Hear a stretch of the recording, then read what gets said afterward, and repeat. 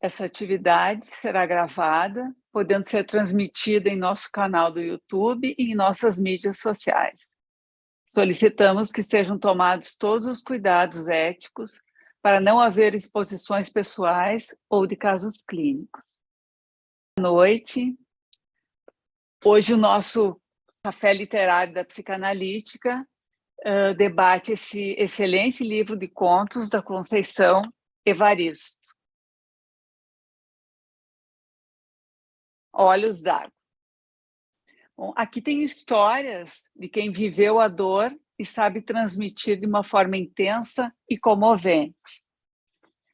Hoje a gente tem o prazer de contar com os comentários das queridas convidadas Roberta e Josene, que eu vou apresentar.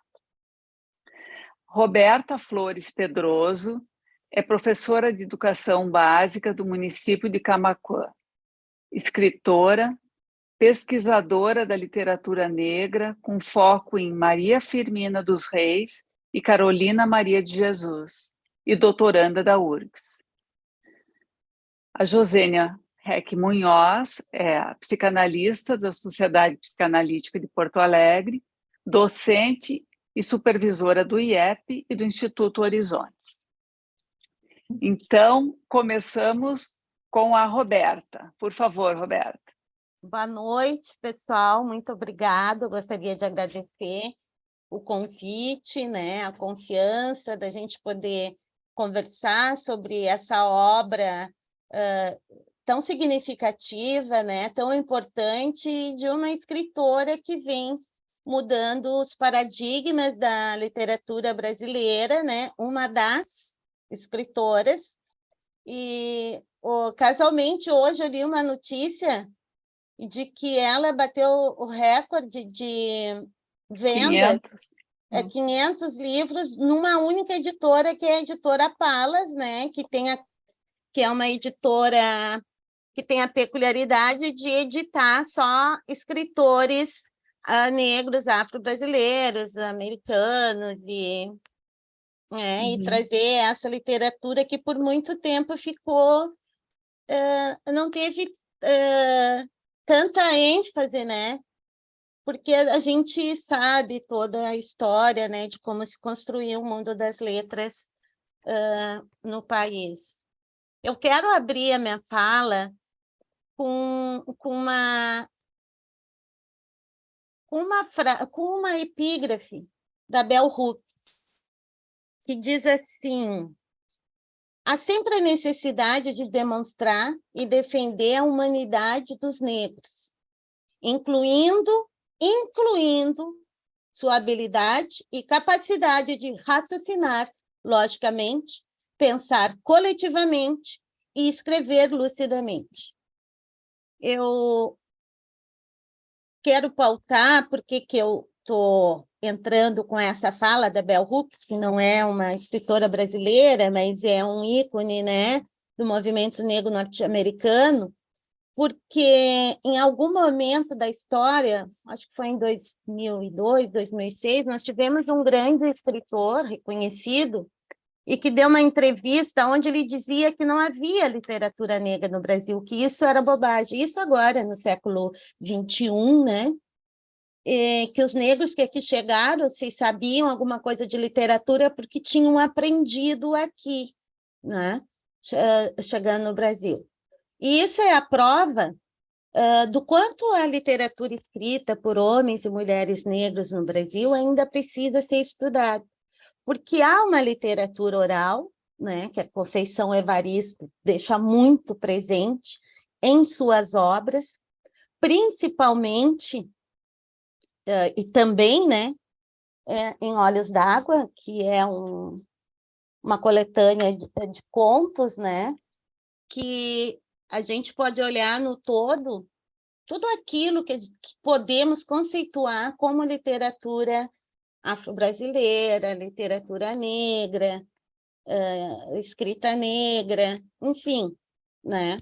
Eu não vou entrar nessa nomenclatura. E também, eu estou fazendo, vocês me perdoem essa minha fala muito didática, né?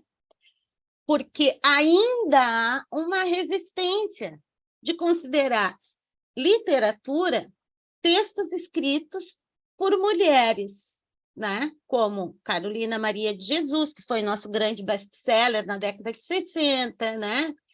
A própria história da Conceição Evaristo, ela não foi uma história, um conto de fatos. Ela começou a ser conhecida pela mídia quando chegou nos seus 70 anos, né? E ela já escrevia lá em 1970, quando ela publicou nos Cadernos Negros em São Paulo, que os Cadernos Negros é um marco da formação dessa literatura escrita por homens e mulheres negros no Brasil, né? Ela não iniciou nesse momento. Essa escrita inicia lá no século XVIII com Domingos Calda Barbosa, que também se vê muito pouco, com Maria Firmina dos Reis, com Alta de Souza, com outros escritores, eu citei esses, né? Mas nós temos uma gama de... uma gama não, uma leitura, uma escrita esparsa, mas ela existiu. Maria Firmina escreve em 1859. Mas nós vamos ter a massa e a curiosidade de conhecer a história de mulheres negras escritoras, né? Quem traz, vai desamarrando os nós e que traz esse trem na frente é a Conceição Evaristo, né? E aí eu quero só contar um pouquinho da vida dela para a gente poder entender o quanto foi complicado e ainda é complicado para pessoas que não nascem em berço esplêndido, né? Que precisam construir a sua história no mundo das letras, né? Então, a Conceição, ela é de Belo Horizonte, nasceu em 46, ela é romancista, contista, ela tem um romance maravilhoso, chamado Ponciá Vicente, que foi publicado em alemão, foi publicado nos Estados Unidos, né?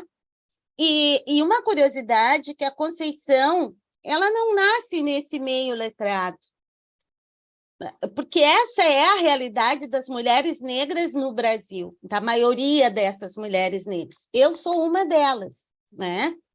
Isso não me faz nem mais nem menos, mas me coloca e nos coloca numa posição de quebrar alguns paradigmas, né? De dar espaço para uma nova história, que é o que ela faz, né? Ela conta num evento que ela participou, num colóquio em Minas Gerais, onde ela diz assim que o mundo das letras dela aconteceu no fundo das cozinhas de outras casas. A mãe, a tia, a prima, todas trabalhavam como empregada nas casas grandes como domésticas, que era o emprego que se tinha para as mulheres, até hoje, né? Eu ia dizer 1940, 1950, mas era o lugar destinado para as mulheres, principalmente as mulheres negras, né? E elas todas trabalharam como empregadas. A Conceição, ela vem de uma origem muito pobre, mas muito pobre. Entretanto, essa pobreza era uma pobreza material, porque tem um aspecto muito importante no povo negro brasileiro. Eu tenho que falar dos brasileiros, não posso falar dos outros, né? De outros povos negros.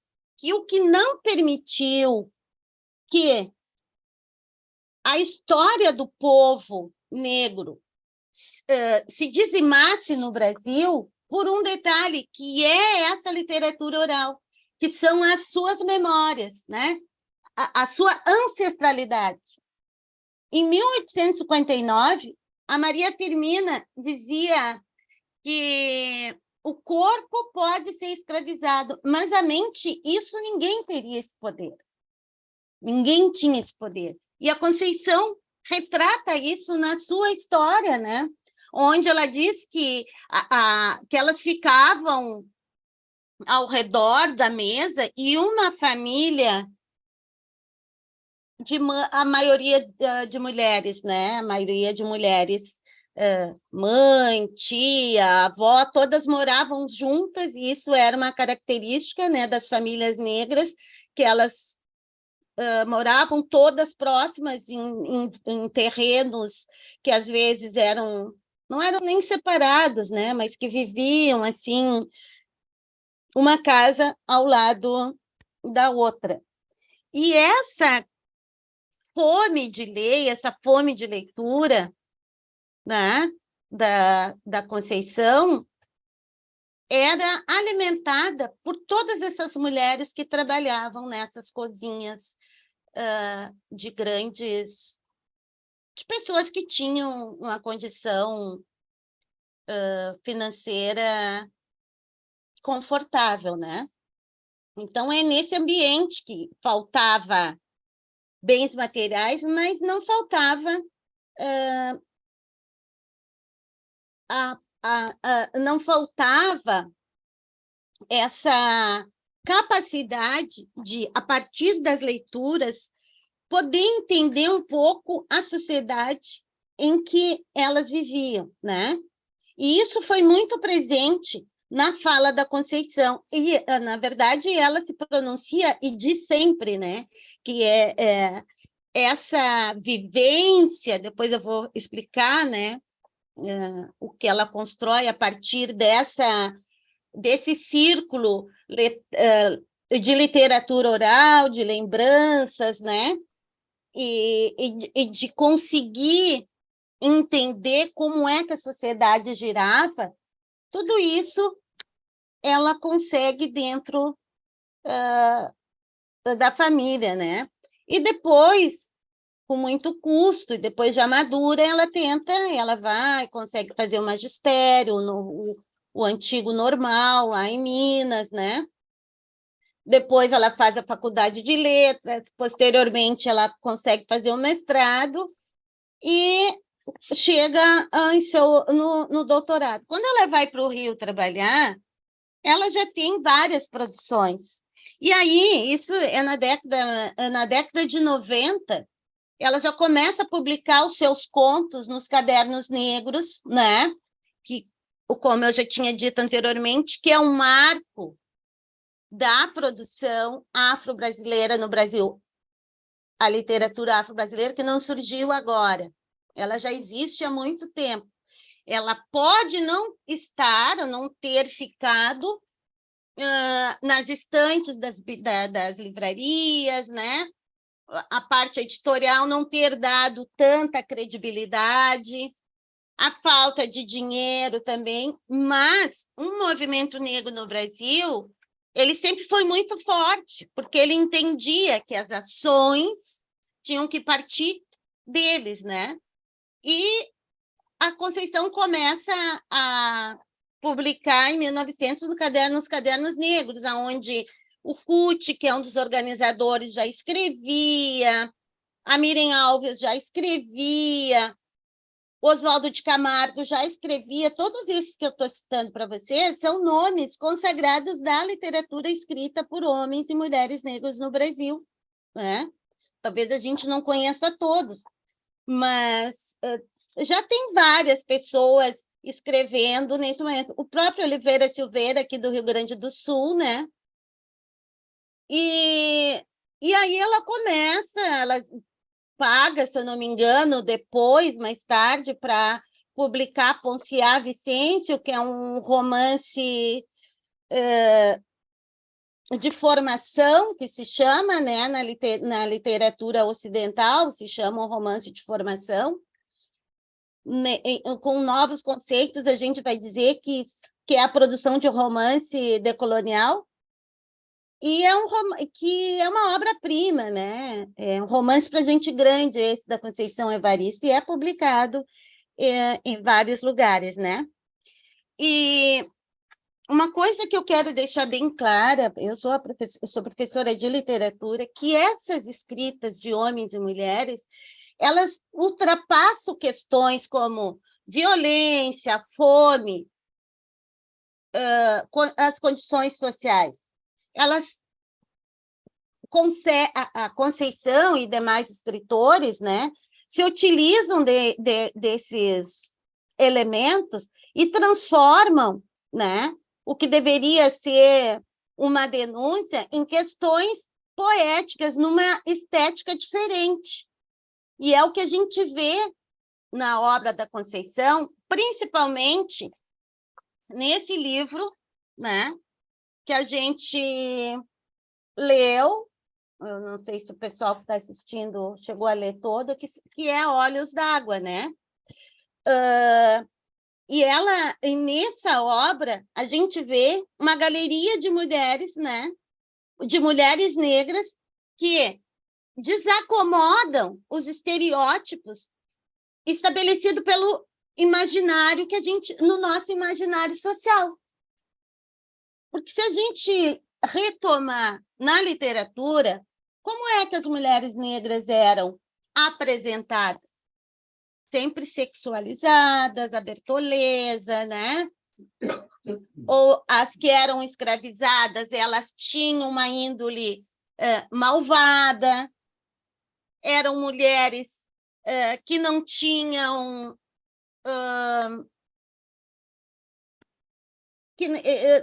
autonomia, eram mulheres que se deixavam ser subjugadas, se deixavam, não era vontade delas. Mas nessa galeria de mulheres que nós temos com a Conceição, o final pode não ser o esperado do conto de fadas, mas eram mulheres que determinavam ou para a vida ou para a morte, mas que se determinavam, né? Então, a escrita dela é desacomodar, desarranjar esses estereótipos que a gente tem no imaginário social, né? Mesmo sabendo que ela pontua, assim, de uma forma muito... as marcas de violência, né? Mas as mulheres não são apenas isso, elas não são só isso, né?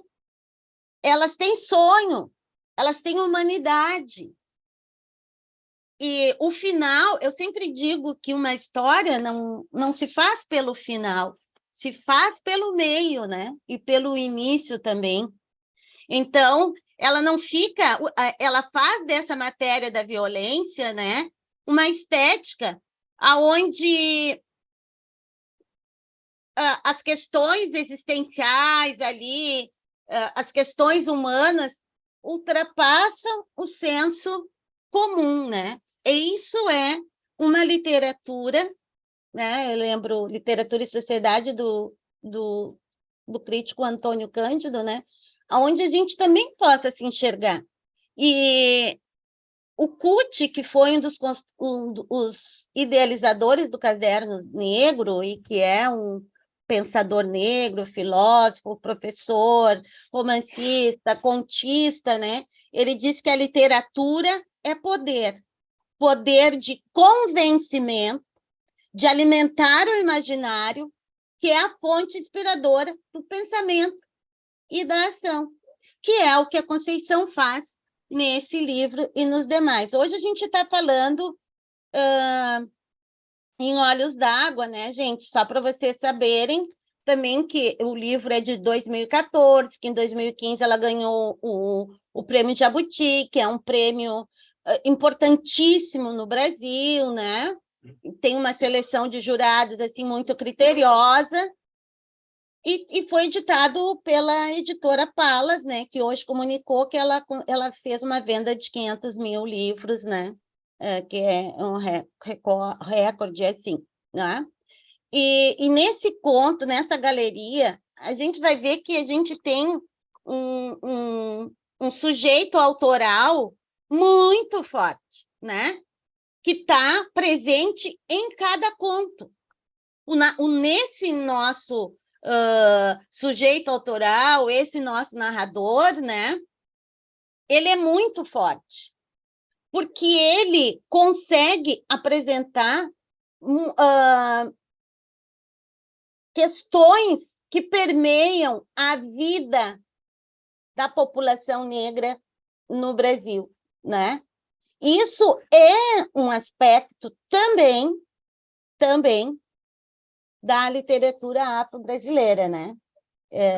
Porque ela também deixa bem claras as origens desse povo, né? Desses personagens. E uma outra característica dessa literatura não é a facilidade, mas é a produção linguística que consegue fazer uma relação mais próxima com o seu leitor, né? Principalmente se for da mesma etnia, principalmente, não estou dizendo que seja só da mesma etnia, né? Mas essa facilidade da escrita, a gente vê ali que a Conceição também usa no conto Olhos d'Água muitos termos de origem africana, né? Termos que rondam e que circulam entre a comunidade negra. Então, ela é um texto que vem pautado com essas origens, ele vem pautado, né? E na verdade, olhando toda a questão estética, a gente consegue analisar e ver também, assim, como é que se comporta. Ela registra o comportamento de uma sociedade, né? A partir de um discurso do seu narrador. E apresenta uma sociedade que tenta, ou que, de alguma forma, objetifica a mulher negra. Isso é algo que vem sendo construído desde os tempos, né, das primeiras letras, né, e que a Conceição desconstrói, né, com essa situação dessas mulheres, né. E aí ela coloca essa mulher numa situação que agora é muito importante que se entenda, né, no seu lugar de fala, que é uma conquista substancial, né, uma conquista inegável, né, porque, na verdade, é um lugar inovador na literatura. Por quê? Porque até então a figura da mulher, eu já havia dito, né, tinha um lugar determinado na história. Tinha um lugar. Por quê? Porque o personagem negro necessitava de um narrador, uma terceira pessoa que não tinha nenhuma relação com aquele personagem. Então, quando se diz o lugar de fala na literatura, é que hoje não se precisa de um narrador, não se precisa de uma outra pessoa para narrar a sua história. Estou focando no Olhos d'Água. Uhum. É um narrador mais independente, né? E quando a Conceição trabalha com esse conceito de escrevivência, que, na verdade, é escrever suas vivências, e ela diz que ela não cansa porque ela quer buscar a sua história, ela está querendo algum lugar, não é o final, mas descobrir sempre a sua história, né? Quando ela fala isso, é que ela está se apropriando do lugar de fala dela, da história dela, da subjetividade dela, né? Isso ela chama esse conceito de escrevivência que hoje ele circula muito. Eu não consigo lembrar o nome agora, mas tem um outro escritor que também se utiliza não de escrevivência. Tem um prefixo e depois vivência, mas que não vem ao caso, né? Eu não consigo lembrar. E quando ela fala nisso, nesse lugar de fala, é porque, na verdade, ela está quebrando paradigmas, sabe? Quebra paradigmas. E eu posso dar um exemplo da literatura nos próprios textos da Conceição. No Ponciá Vicêncio, em Submissas Lágrimas, me esqueci o resto do título, Olhos d'Água, há um narrador em terceira pessoa, mas há um narrador que se identifica com as personagens, né? Esse narrador autoral. E quando se sabe da história da Conceição, das entrevistas dela, né? E desse termo que ela usa, da escrevivência, é possível, em alguns momentos, até de pensar, né, que ela está narrando histórias com as quais ela conviveu, que ela viu, e que eu, enfim, não vou dar meu posicionamento aqui, né, porque é um limite muito tênue entre ficção e realidade. Mas eu vou dar um exemplo desse lugar de fala e dessa escrevivência, né, que não vai se precisar, neste momento, né, como era antigamente, de um narrador que contasse sem compreender a subjetividade daquele personagem. Na obra Úrsula, da Maria Firmina dos Reis, que é o primeiro romance escrito por uma mulher negra no Brasil em 1859, ela já faz uma inovação em 1859, é uma escritora negra, professora, né?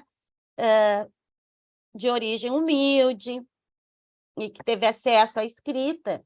Tem uma parte do romance dela que ficou por muito tempo silenciada, que é quando, a primeira vez na história da literatura do Brasil, a escritora dá voz para uma escravizada. Contar, ali já começa a história do seu lugar de fala, né? Contar a partir do seu lugar o que foi a travessia do Atlântico para o Brasil. E a Conceição também vai fazendo isso nos seus romances, né? E aí, nessa coletânea de contos, né, ela constrói um mundo que já existe. Mas o que ela faz de diferente? Ela consegue falar. Ela fala por ela, né? Por todas as mulheres que muitas vezes não têm voz para falar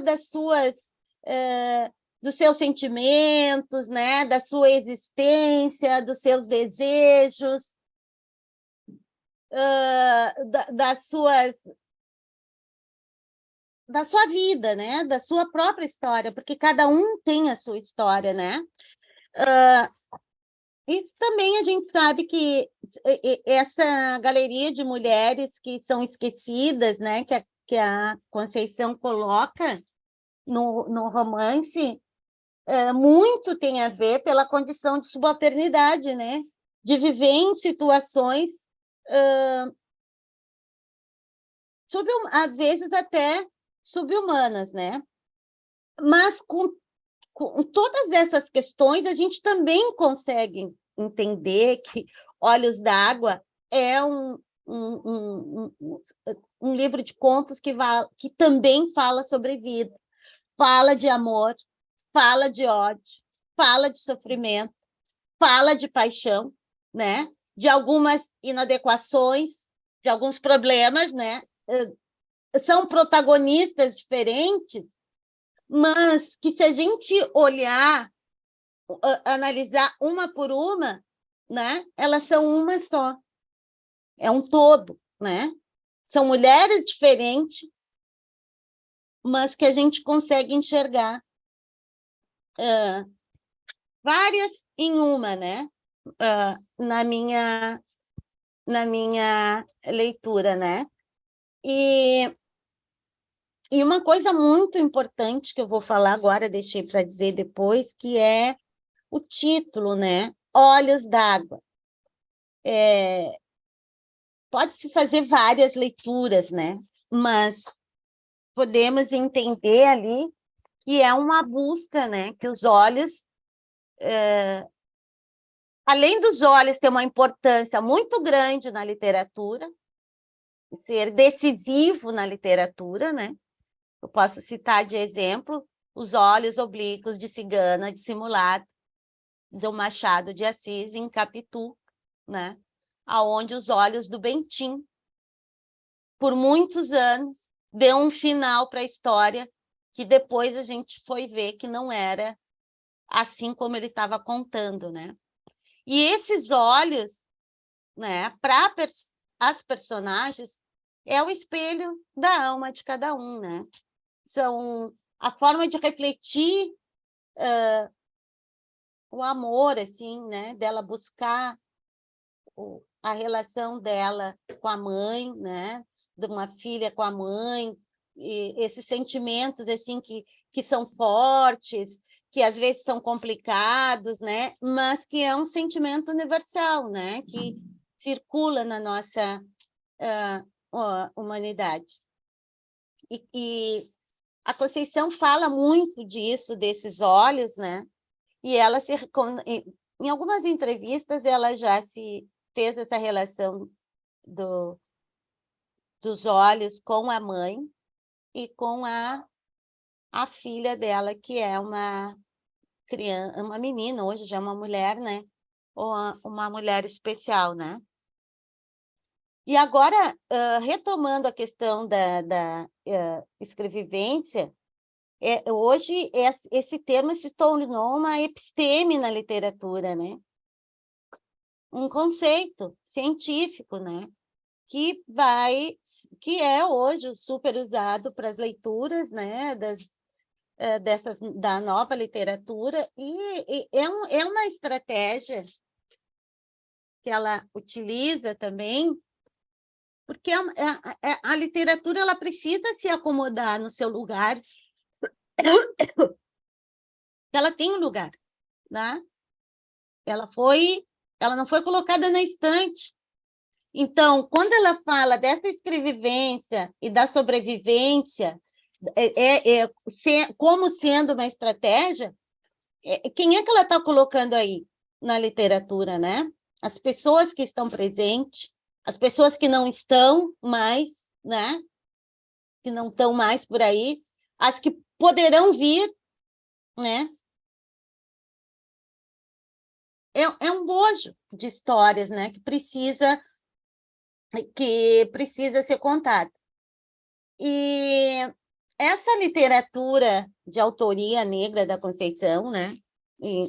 Principalmente em Olhos d'Água, ela pontua muito assim a questão do feminino, da mulher feminina negra, da escritora negra, né? Pautando muito nas categorias da memória e da ancestralidade, né? Nessa situação de vivência, entre aspas, afrodiaspórica no Brasil, né? Esse trajeto do Atlântico para cá, são elementos que estão sempre presentes, não só na obra dela, mas na obra de muitas escritoras, né?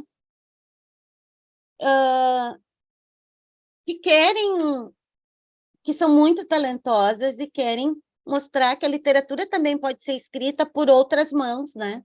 Não precisa se seguir o modelo europeu, não precisa se seguir o modelo patriarcal, branco e letrado do romance do século XVIII ou XIX no Brasil, né? E a gente vê assim o quanto o conceito da mulher, a mulher é muito firme, muito presente nessa obra, né?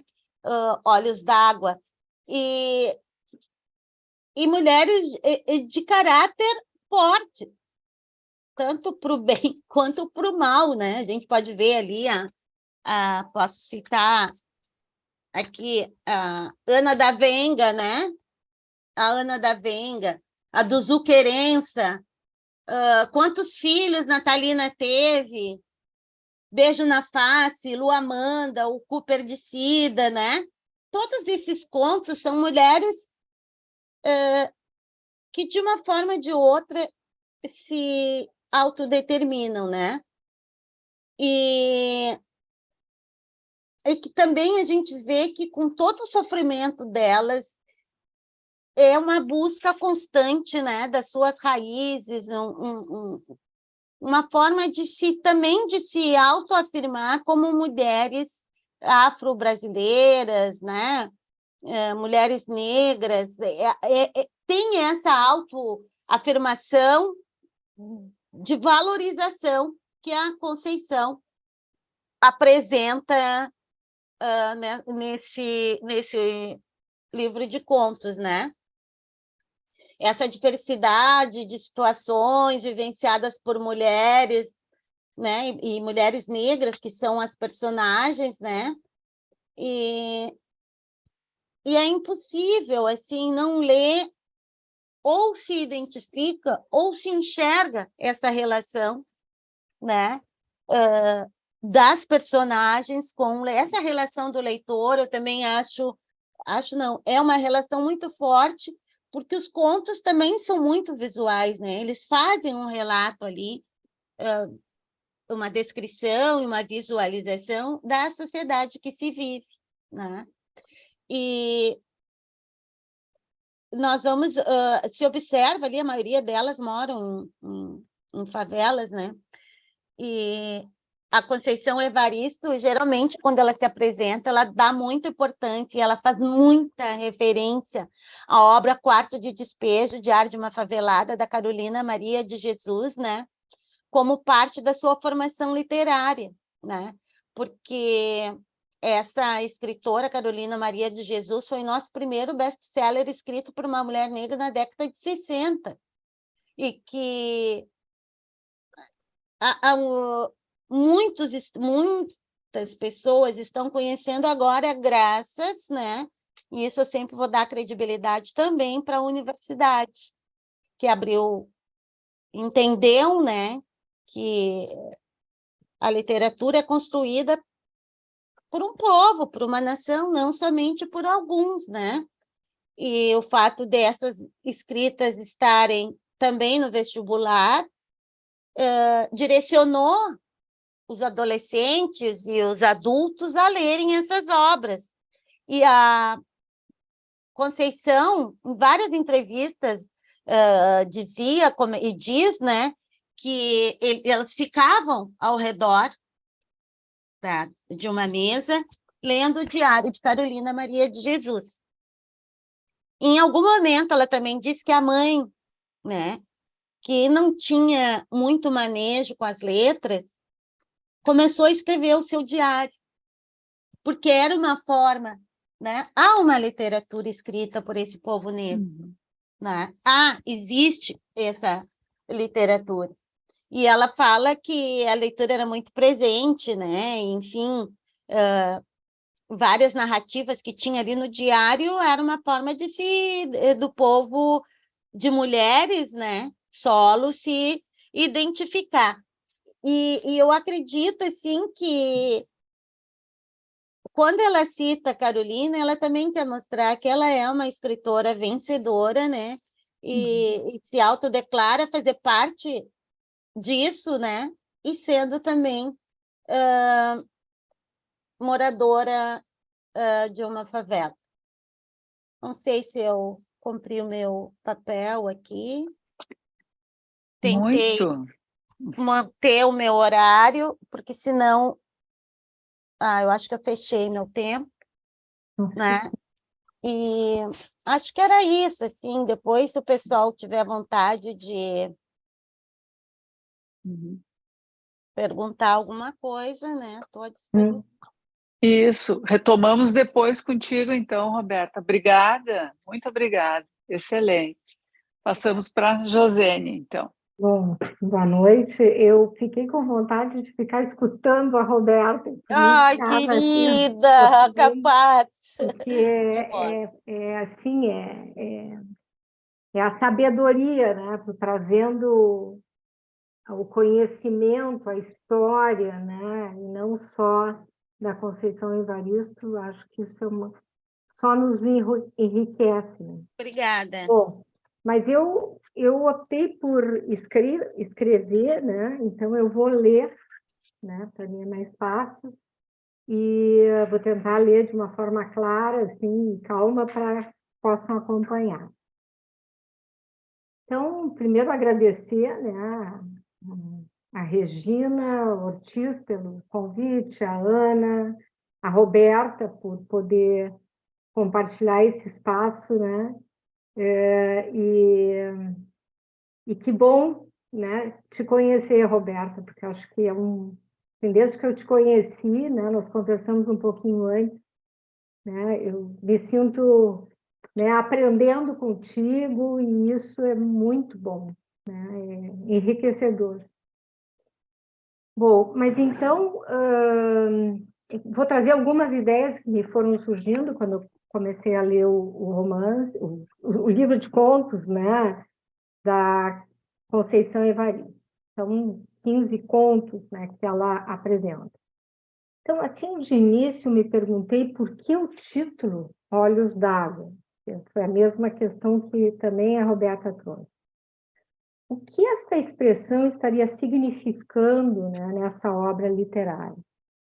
Também, qual seria a importância, né, desse livro e das histórias narradas nos 15 contos apresentados? Que a Roberta já, né, nos disse, né, já nos explicou bastante. Então, mas eu começando pelo título, eu encontrei que a expressão olho d'água, ou também denominada mina d'água, fio d'água, representa o aparecimento, o brotar na superfície de um terreno, de uma fonte, ou uma nascente de um lençol subterrâneo, que dá origem a cursos d'água ou rios.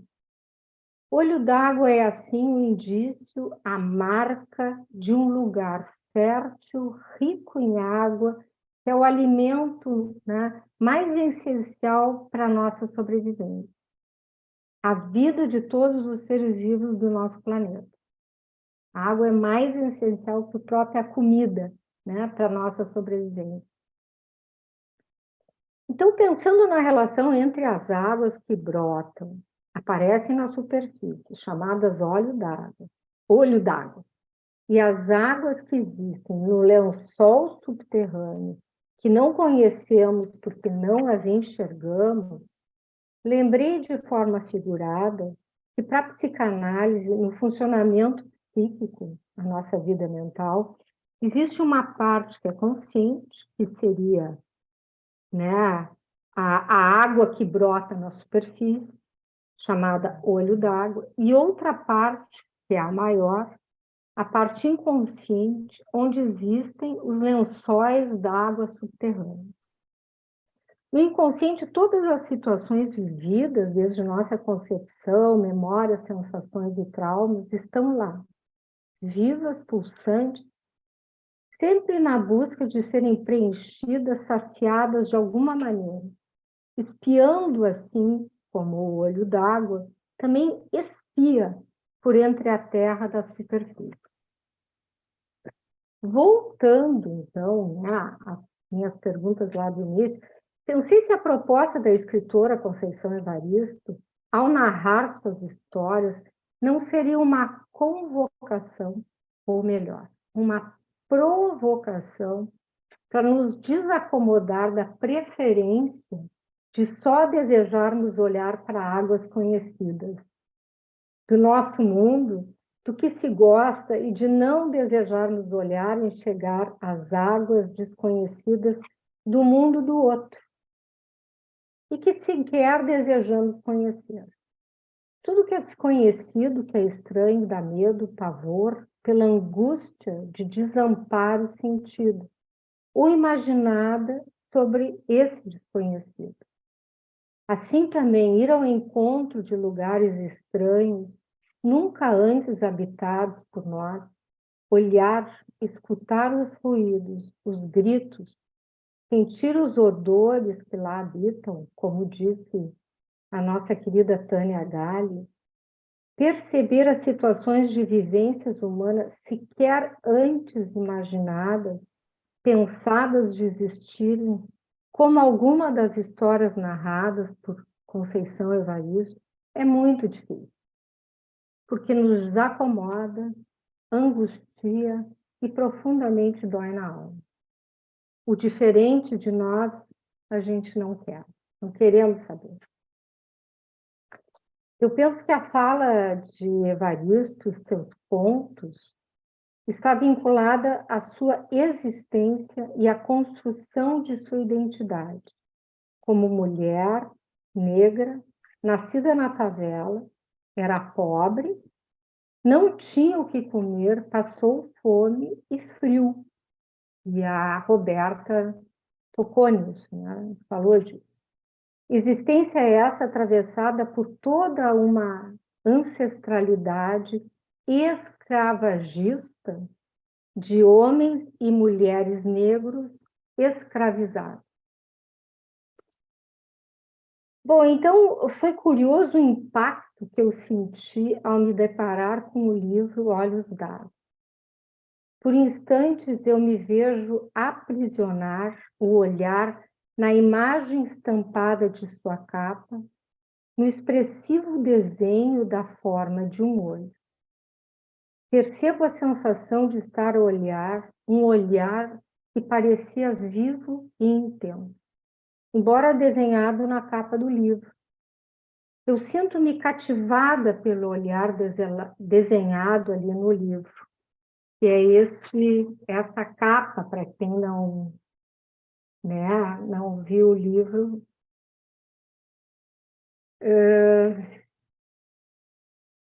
Desenhado na capa. Sinto-me cativada pelo olhar desenhado ali no livro. Olhar que me olha e eu olho para esse olhar. Eu lembro da sensação parecida diante da pintura de alguns quadros de Leonardo da Vinci e a viveza no olhar dos rostos expressados nessas pinturas do Leonardo da Vinci.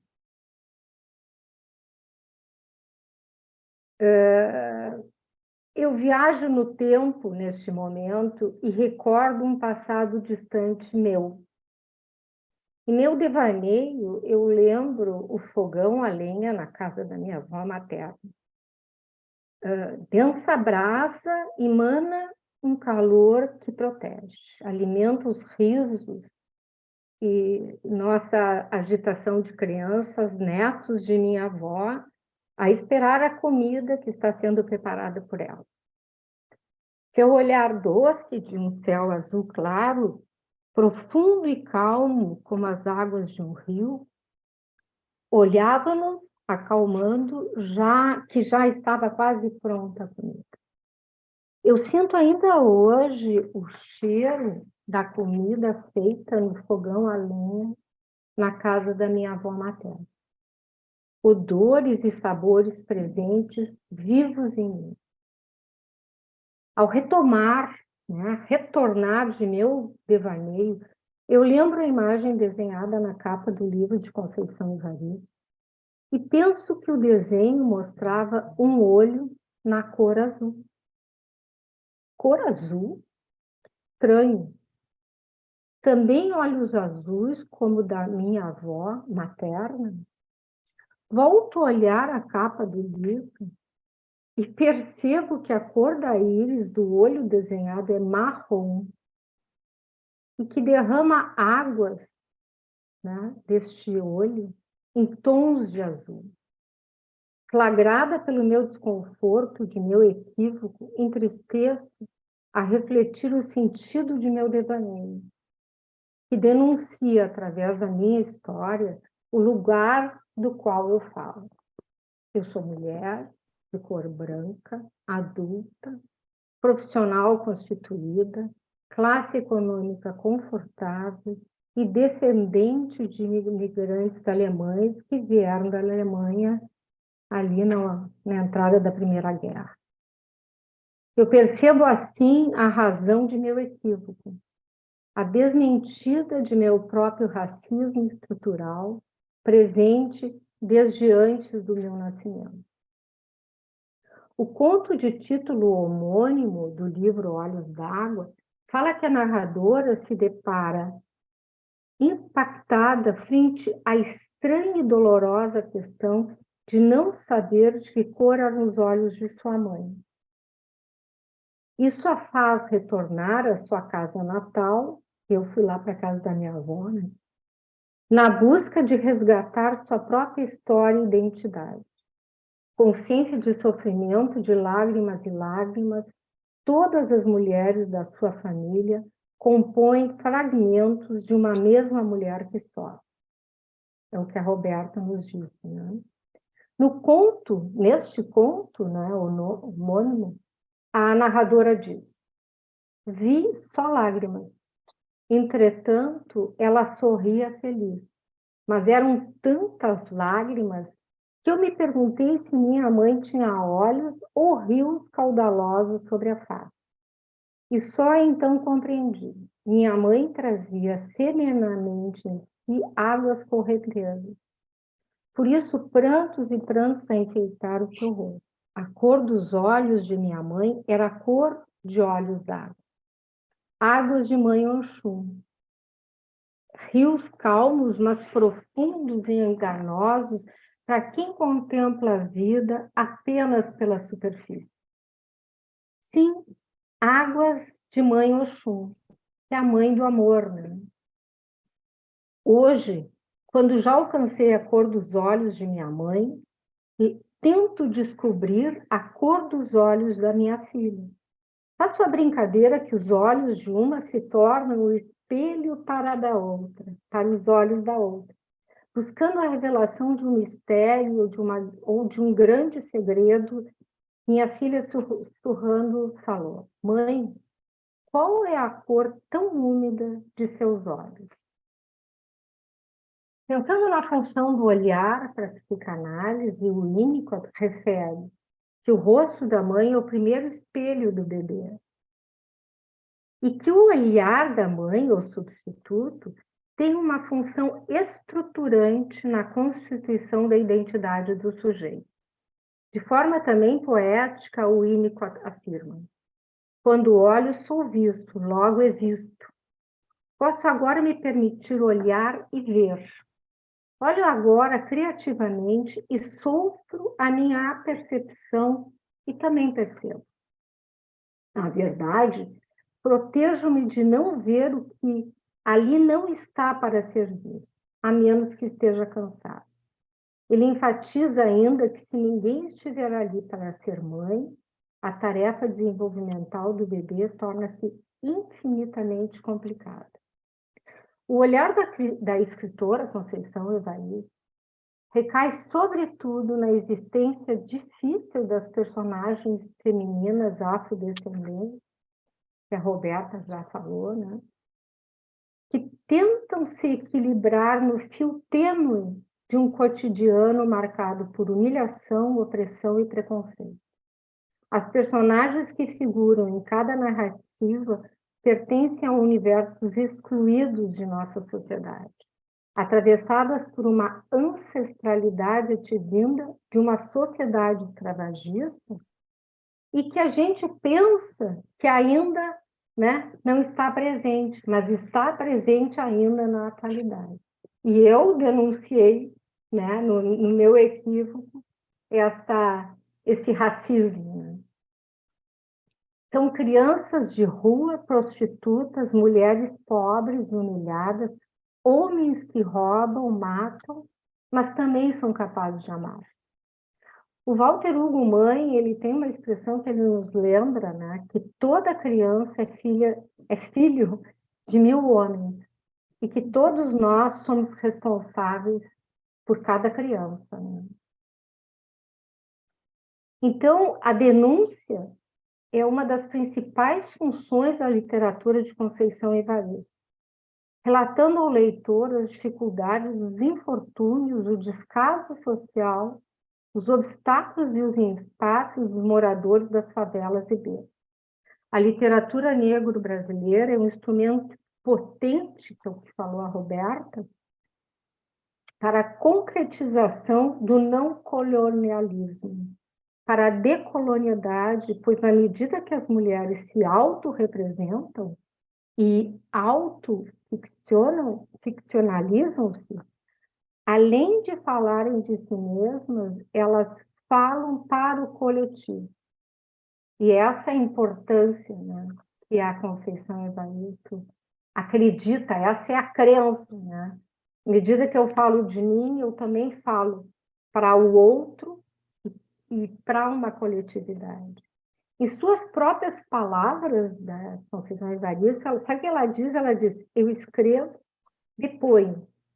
Um depoimento em que as imagens se confundem, um eu agora a puxar um eu menina pelas ruas de Belo Horizonte, e como a escrita e o viver se confundem, sigo eu nessa escrevivência. O termo escrevivência, como disse a Roberta, traz a junção das palavras escrever e vivência, mas a força de sua ideia não está somente nessa aglutinação, ela está na genealogia da ideia, como e onde ela nasce, e a que experiências étnica e de gênero ela está ligada. Como diz Evaristo, a escrevivência não é a escrita em si, porque essa se esgota no próprio sujeito. Ela carrega a vivência de uma coletividade, por isso a sua força. A palavra escrevivência, essa palavra me lembrou uma psicanalista, que é a Françoise Dolto, ao dizer que o ser humano é um ser de linguagem e que pertence a uma linhagem transgeracional. Dirigir-se ao bebê com palavras que traduzem suas emoções, seu sofrimento e sua história faz com que ele entre no código humano da linguagem, ou seja, né, humaniza. Então, falar verdadeiramente, dizer à criança a verdade concernente a ela, da sua história, inclusive a mais difícil que for, seja, produz efeitos libertadores e estruturantes, pois a mentira está em desequilíbrio com o pressentido, que é o que a Evaristo busca, né? A verdade da história, né? Poder lidar com isso. O minucioso trabalho literário de Conceição Evaristo é marcado pelo uso da metalinguagem e da junção de vocábulos que geram novas palavras e novos significados. Sua invenção com a palavra volta-se sempre para a ancestralidade, como nós falamos, raiz que recupera o passado e o entrelaça com a projeção ao futuro, fazendo brotar novos significados, lexicais para além do texto, né? Esse para além do texto, que para mim é o que mais me tocou, né?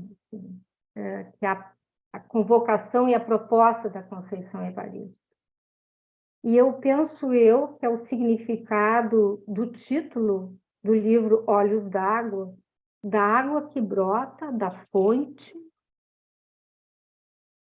que se abre borbotão, águas correntes, correntezas de água mãe Oxum. Banhando, né, então, como a proposta da Evaristo de amor, vida e esperança a tudo e a todos que ali passarão, né? Ela tem esse conto que é poema de vozes mulheres, né? Poemas de recordação e outros movimentos do livro.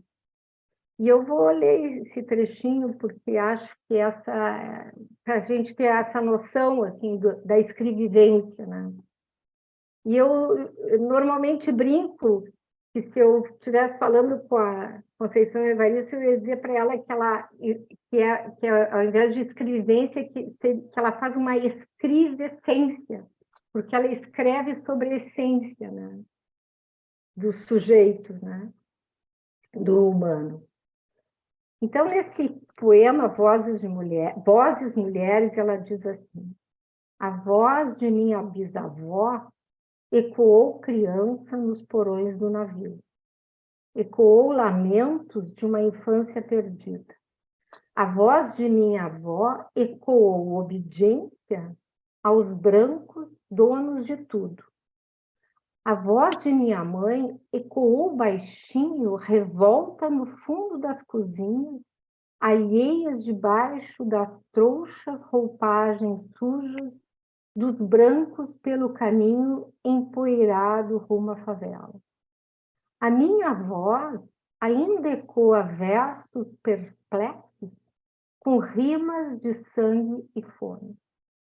A voz de minha filha recorre todas as nossas vozes, recolhe em si as vozes mudas, caladas, engasgadas nas gargantas. A voz de minha filha recolhe em si a fala e o ato, o ontem, o hoje, o agora.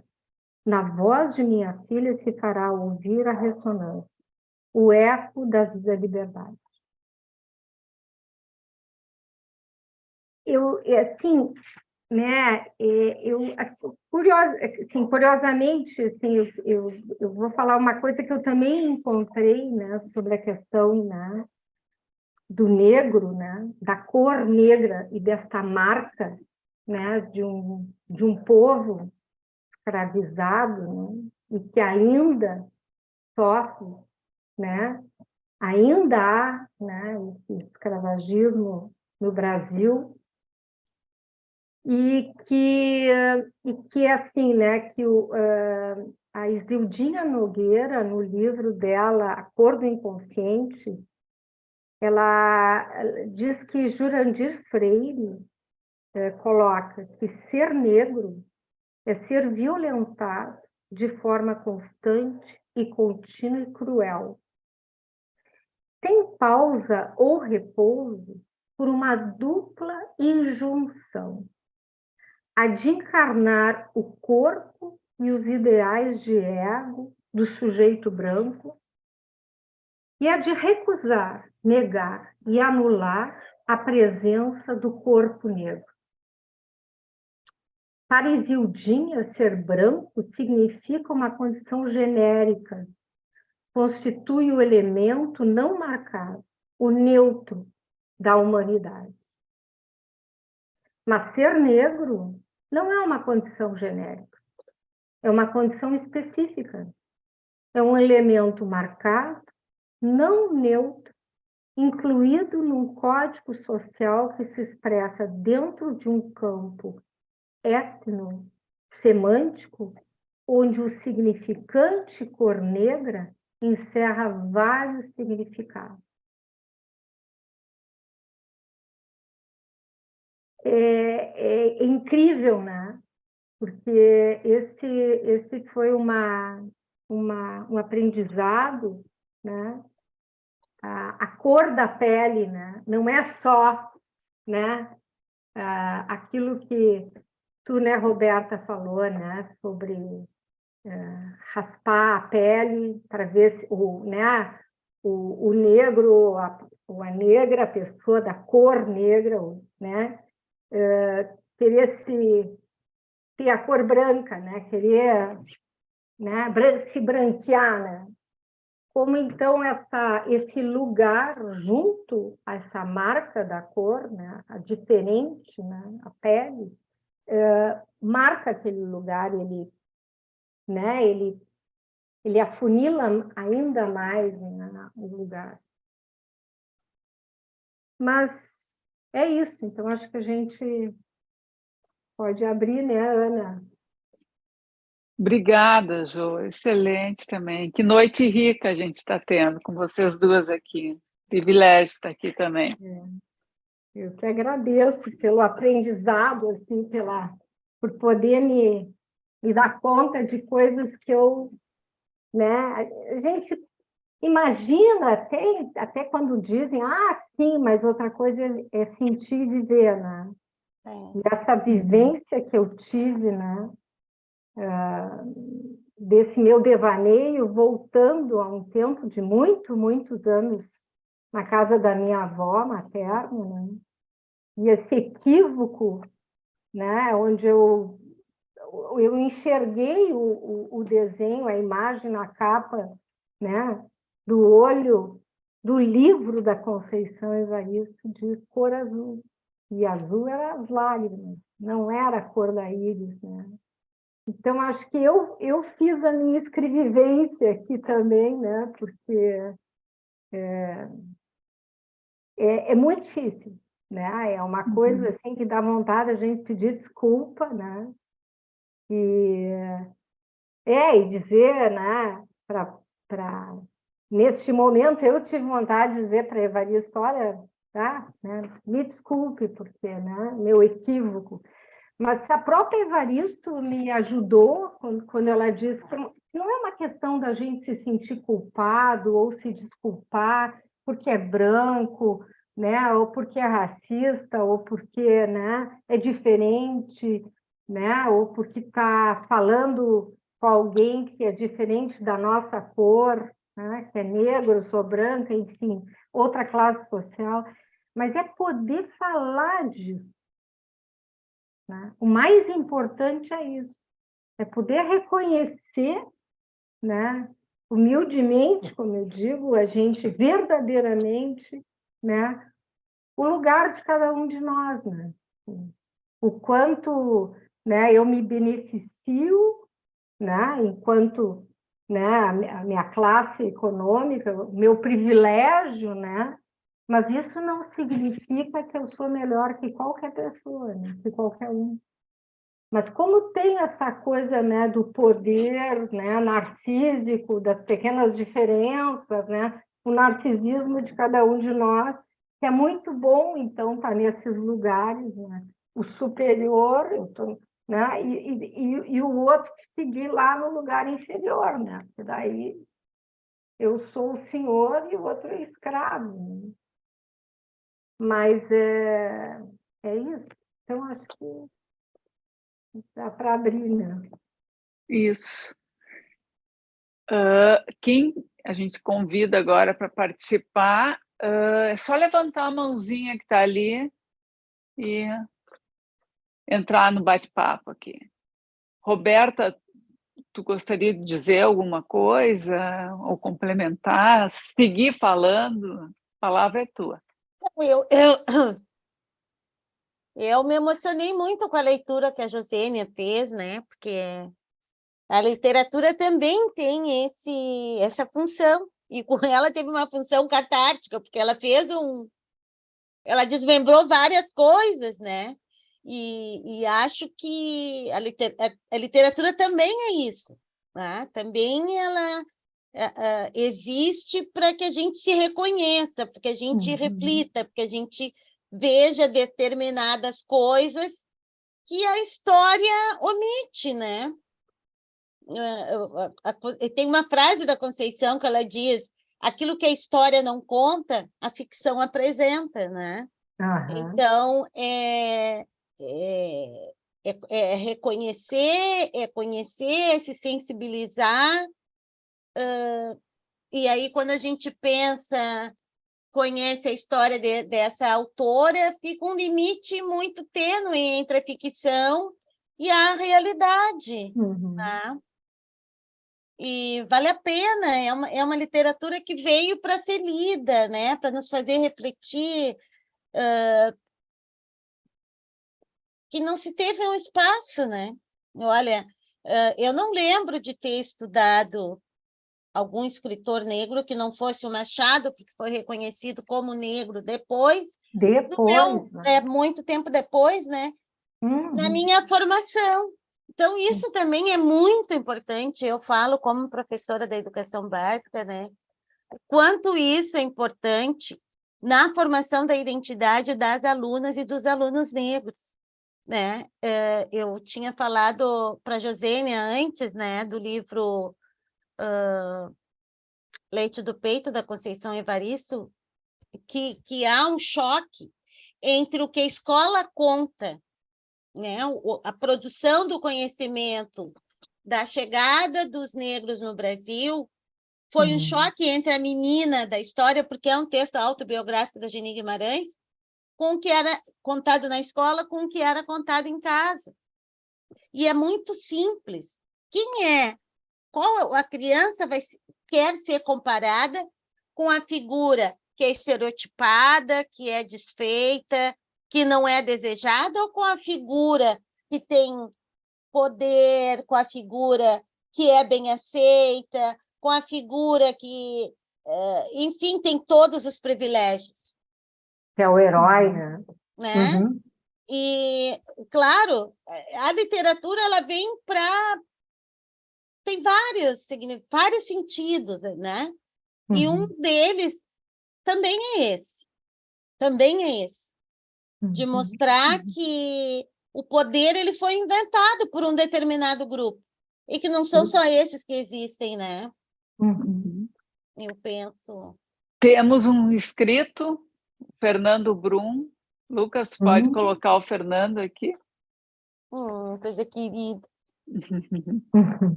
Meu colega. Prazer, Fernando, está aqui. Olá, Bem-vindo. olá, boa noite. Boa noite. Na verdade, Ana, eu estou entrando só para dar um beijo, né, muito carinhoso na Roberta, que foi de quem eu ouvi as primeiras vezes esses traços da literatura negra, que faltou na minha formação acadêmica lá na faculdade, não vamos dizer quanto tempo atrás, né, Roberta? Mas, enfim, dizer o quanto é epifânico a gente poder ler pessoas como a Conceição Evaristo,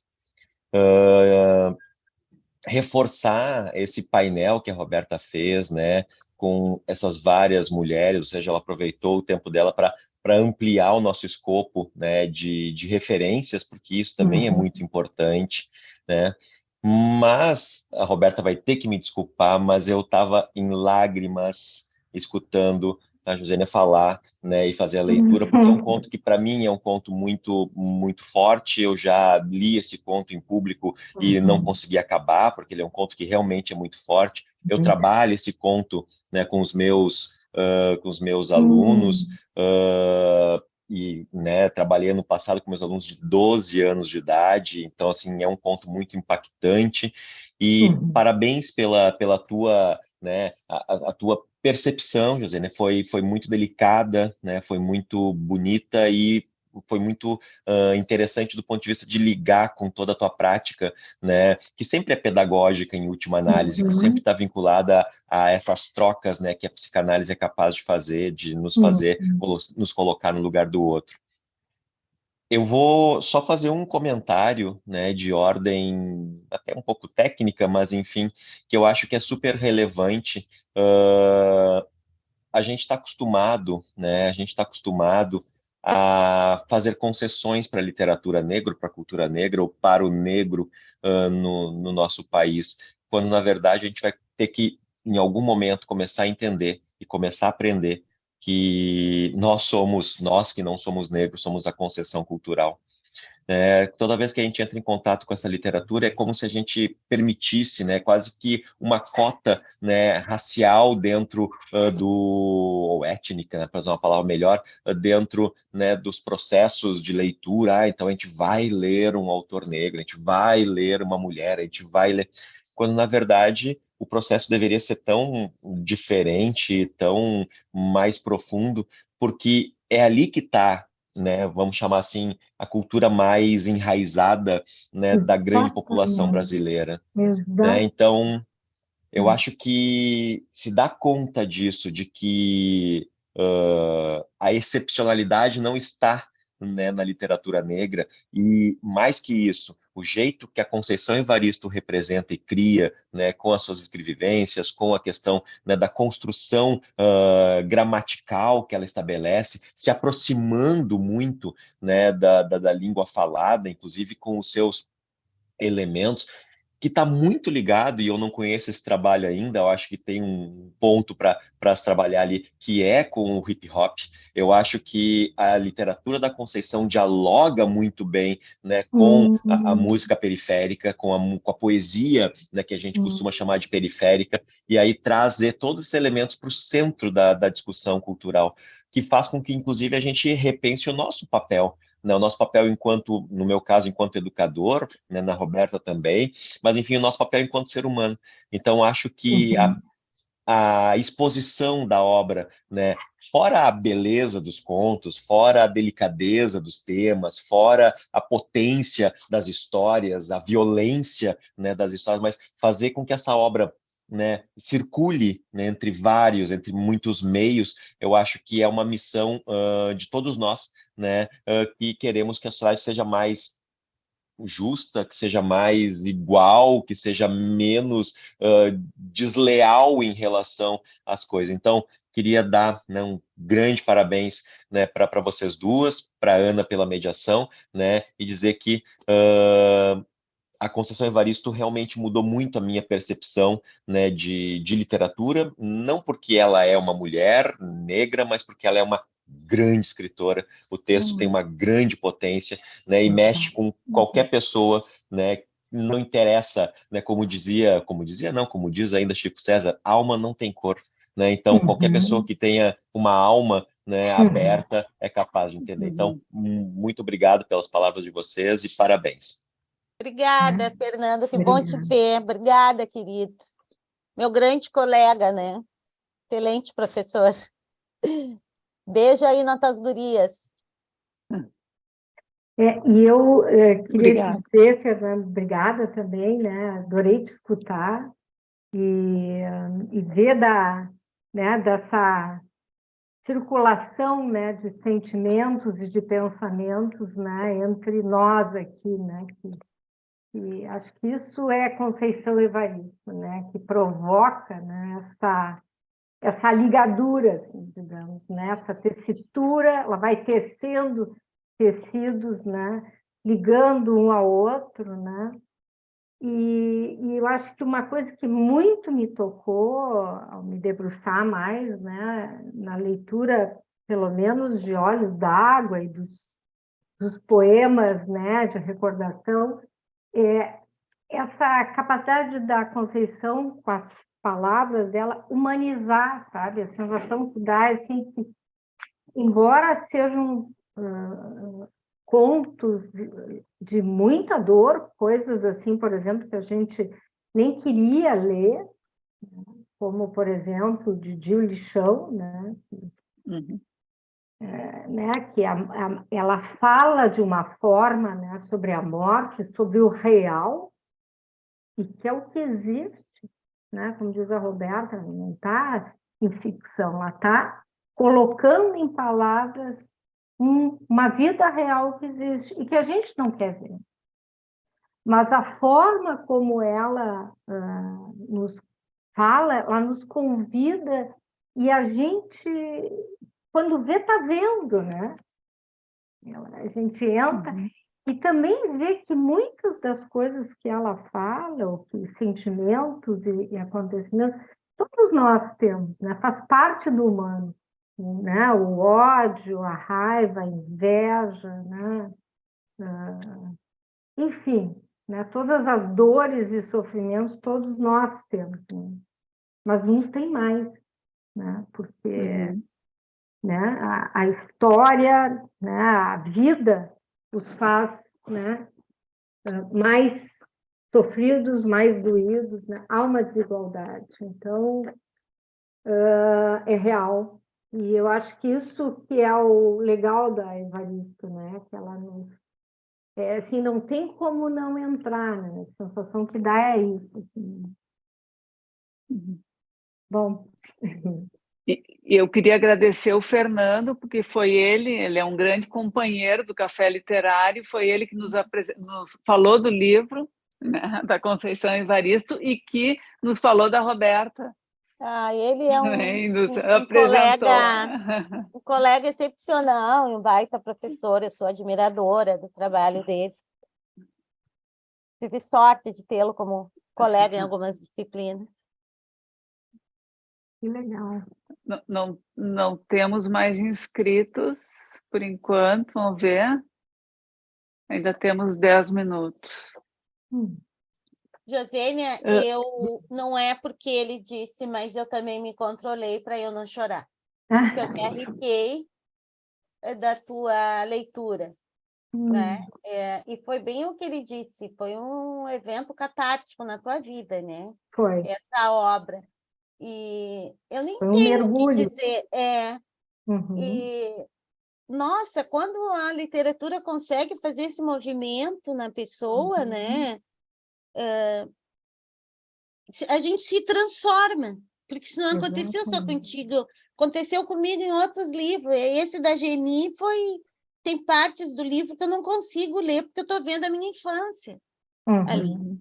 né? Uhum. E como a gente vai construindo, se reconstruindo, né? A partir de leituras assim que trabalham muito com a existência, com questões muito subjetivas, principalmente essa literatura, como falou ali o Fernando, a Conceição Evaristo, além de tudo, é uma grande escritora, né? Não só porque é negra, não só porque trabalha com questões assim que a gente presencia e que vivencia no cotidiano, mas porque ela sabe fazer dessa matéria que tu disseste, né?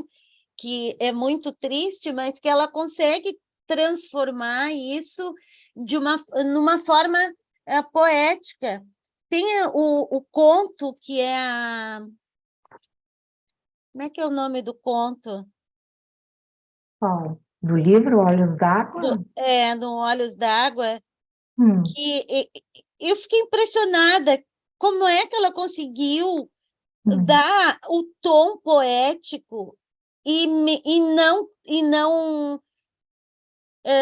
a gente não ficar pensando quantos filhos Natalina teve? Hum. Quantos filhos Natalina teve? Uhum. Porque em nenhum momento ela fala em desamor. A gente consegue ver a Natalina como alguém que estava trabalhando com esse sentimento amoroso de formas completamente diferentes, até que ela conseguiu, né, entregar aquele amor materno, que é o que a gente conhece, né? Que a gente não viveu, não sabe como é que é aquelas situações com as quais ela havia passado, da primeira gravidez, da segunda. Aquele conto me chamou muita atenção, muito, né? Fora os demais ali também. E aí isso é para um grande escritor, né? Transformar essa matéria bruta numa flor, numa poesia, em algo parecido. Isso. Né? Eu Sentido de vou seguir na. esperança, né? Uhum. Não, eu vou seguir na mesma linha, porque eu também estou emocionada com vocês duas fazendo essa costura tão linda assim. E no livro da Conceição, eu fiquei muito impressionada com a crueza junto com a poesia, né? E uma coisa, em alguns momentos, de esperança, né? E eu acho que ela joga a gente para dentro da história de uma forma tão viva. Assim, tem uma história dentro de um ônibus, ela vem com a sacolinha da casa da patroa com as comidas, encontra o ex-companheiro, que é um assaltante, é muito impactante, né? E vivencial, né? Vivencial. E a outra também dos pais levando a menina e ela é adotada por um prostíbulo. Então é uma coisa incrível, Gente, assim, né? aquela cena me lembrou uma outra história, me lembrou várias histórias, né? Várias histórias, assim, que a gente sabe que às vezes a própria literatura relata, né? Dessa entrega das crianças para esses espaços. Tem um livro chamado Quatro Negros, que não sei se foi editado pela LPM, do professor Luiz Augusto Fischer, que é um fato, né? Que é a história, a personagem ainda é viva, uma família de negros muito pobres que moram na campanha e eles não têm condições de criar. Só que eles não entregam para um postíbulo, eles entregam para uma outra família, ela e dois irmãos. E aí eu sei que eles têm que caminhar 6, 7, 8 quilômetros. Os pais foram e entregaram as crianças porque as crianças não tinham o que comer. Na manhã seguinte, os pais foram abrir a porta, estavam os três sentadinhos num mochinho que tinha, num banquinho que tinha, né? E assim os pais fizeram várias vezes, levaram de volta e as crianças retomavam. não sei porque me veio muito na cabeça essa dificuldade que a menina teve de não poder retornar, né, para o espaço materno. E contando essa história do Quatro Negros, que eles voltam, a moça voltou e terminou de criar os irmãos. Hoje ela é professora, mora em Canguçu, se eu não me engano. Não me lembro. Não sei. E em Olhos d'Água, quando a mãe tenta, que eles estão com fome, no primeiro conto. É no primeiro conto. Que a mãe tenta distraí-los de alguma forma. Sabe? Brincando com as flores na cabeça. Com as flores, né? E as crianças imaginando, enfim. Vocês lembram? Muito distante, mas a imaginação do filme A Vida é Bela, que o pai passou o tempo inteiro narrando para a criança que tudo era uma brincadeira, né? E, na verdade, e a personagem faz isso no conto também, né? Sim.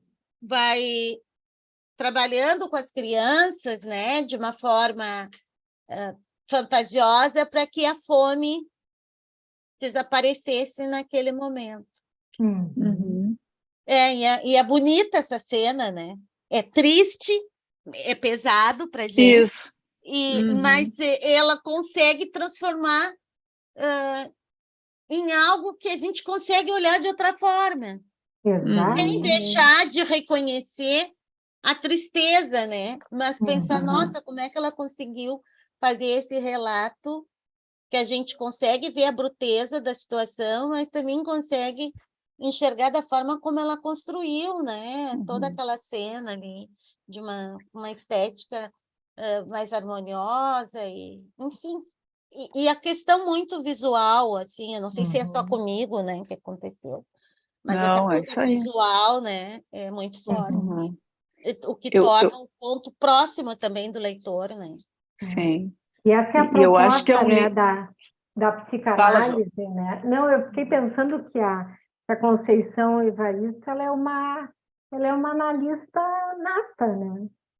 Porque ela tem essa habilidade, né, de nos ajudar a gente a revisitar também a nossa história, o que aconteceu comigo, né? E que a gente possa recontar a nossa própria história de uma forma que a gente possa lidar com ela e viver o melhor possível, né? A nossa vida, apesar das nossas histórias ruins, agruras que todos nós vivemos, né? É verdade. Então, é isso, assim, né? É transformador, né? Transformar a dor, né? E embora a dor e o pesar, ou enfim, o sofrimento de cada um, poder ter uma história, né? Viver a sua vida da forma melhor que for possível, né? Acho que é um livro que grita por reflexão. Isso. Tu não sai igual depois de ter lido esse livro, né? A história fica presa, fica grudada em ti, assim, né? Exatamente. Pedindo, né? Um resgate, né? Porque a gente se embala nessa... Isso que tu falaste, Ana, assim, dessa ligadura, né? Esse entremeado que a Conceição Evaristo consegue fazer, né? Ela vai entrelaçando, né? E transformando, né? Buscando novos sentidos para aquela dor, para aquele sofrimento, para aquela história, para aquela fome, para aquela miséria, né?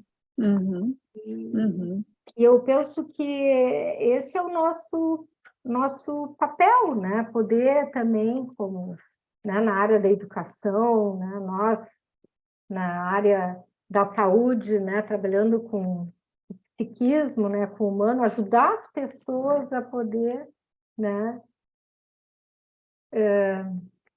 Se apropriar das suas histórias e viver, né, a sua vida da forma melhor possível, né? Uma humanização, né?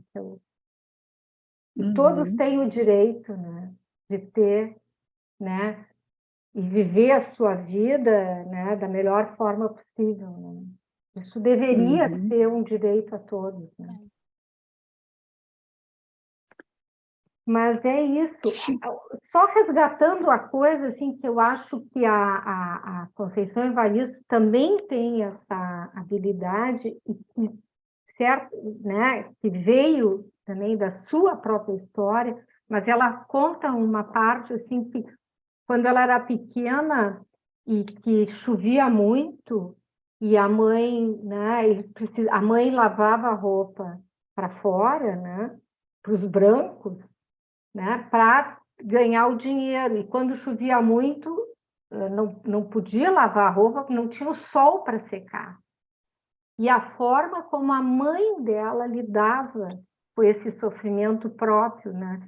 Ela desenhava o sol no chão, né, junto com as crianças, e o desenho era transformador, né? Então aí vem a oralidade, né, da escrita da Conceição Evaristo, que é poder, através do desenho, dar um outro sentido, um outro destino, digamos assim, para aquela dor, né, para aquela falta, né? Então é como se ela tivesse, né, chamando o sol, né? Ela diz, a mãe chamava o sol, quer dizer, uma mãe que podia alimentar, né, com amor, com esperança, com sonhos, embora a dor da fome, da pobreza, da miséria. Isso Bom, é transformador, né? isso. Como foi essa noite, É. né? Com esse espírito assim, abastecidos, transformados, eu vou ter que encerrar agradecendo muito, muito, muito a Roberta, Eu que né, agradeço. a Josênia, a disponibilidade de vocês em nome da SPPA, agradeço muito, né? Tomara que a gente possa ter outras oportunidades de debater um tema tão importante. Muito obrigada. Eu que agradeço. Foi um prazer, gurias. Muito obrigada. Foi muito lindo, foi assim, né, emocionante. É verdade, eu adorei também. Isso. Também. Seguimos. Obrigada. Isso aí. Eu vou agora falar o próximo café literário vai ser... deixa eu ver aqui. Muito legal. O Parque das Irmãs Magníficas, Camila Souza Vilada.